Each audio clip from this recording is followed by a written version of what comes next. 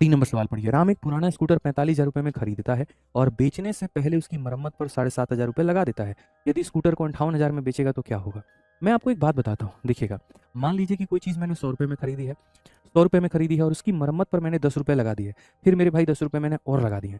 तो टोटल मैंने कितना लगा दिया? तो 20 रुपये लगा दिया। 100 रुपये की चीज़ पर अगर मैंने 20 रुपये लगा दिया तो वो बन कितना गया? तो 120 बन गया ना मेरे भाई यहाँ पे। कितना बन गया? तो 120 बन गया वहाँ पे। तो वही बात है, अगर हम देखें तो जैसे हम अलग-अलग बार कॉस्ट हम लगाते हैं, ठीक है? जैसे 10 रुपये लगाना, 10 रुपये और लगाना, तो इस तरीके से क्या होता है, ये सबको यदि आप जोड़ देंगे ना तो ये सब सीपी का पार्ट बन जाता है। किसका पार्ट बन जाता है? तो सीपी का पार्ट बन जाता है। तो यदि अगर हम खरीदने की बात करें और यदि हम बेचने की बात करें, तो हम यहाँ पर क्या कहेंगे?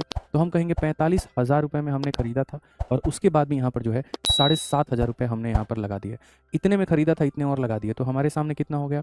तो 52,500 रुपये हो गया। और हमने जो बेचा है वो कितने में? तो 58,000 में हमने बेचा है। तो हमने जो बेचा है वो कितने में? तो 58,000 में। तो हमने खरीदा है 52,500 में और हमने बेचा है 58,000 में। तो कुल मिलाकर के जो फ़ायदा है वो हमें कितने का है? ठीक है, तो 2 ज़ीरो से 2 ज़ीरो खत्म। अगर हम देखेंगे तो 5 से मेरे भाई एक बार में और 5 से हमारे सामने इतनी बार में। 5 से हमारे सामने एक बार में, 5 से एक बार में और कुल मिलाकर कितनी बार में? तो 105 की चीज़ 116 में बिकी है। 105 की चीज़ 116 में बिकी है, कुल मिलाकर के फ़ायदा कितने का? तो प्रॉफ़िट परसेंट मेरे भाई यहाँ पर कितना होगा बताइए? 11 का फ़ायदा। कितने के ऊपर में? तो 105 के ऊपर में। इंटू कितना? तो मेरे भाई यहाँ पर 100%। तो अगर हम इसका 10% देखेंगे ना, तो इसका 10% 10.5 होता है। 10% से इत्तू सा ज़्यादा, थोड़ा-सा ज़्यादा और 10% से थोड़ा-सा ज़्यादा क्या होगा? तो डी होगा।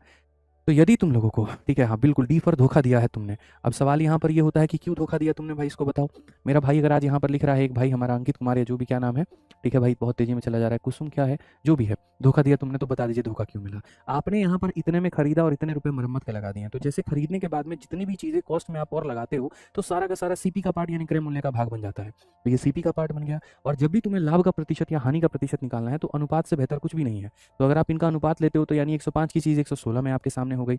अब वो हो गई तो इतने का फ़ायदा। इसका 10% लगभग 10.5 होता है, ये 10.5 से थोड़ा-सा ज़्यादा है, यानी 10% से आंसर थोड़ा-सा ज़्यादा होगा और वो एक ही ऑप्शन मुझे अलाउ करता है और वो है ऑप्शन नंबर डी। तो जैसे क्वेश्चन को सॉल्व करते वक़्त में थोड़ा-सा एप्रोक्सीमेशन का भी सहारा ले लोगे, तो फ़ायदा बच्चों तुम्हारा यहाँ पर होगा। ठीक है, आ जाइए, चलिए आगे बढ़ते हैं और आगे अगला सवाल को हम लोग देखते हैं क्या कहा गया 4 नंबर।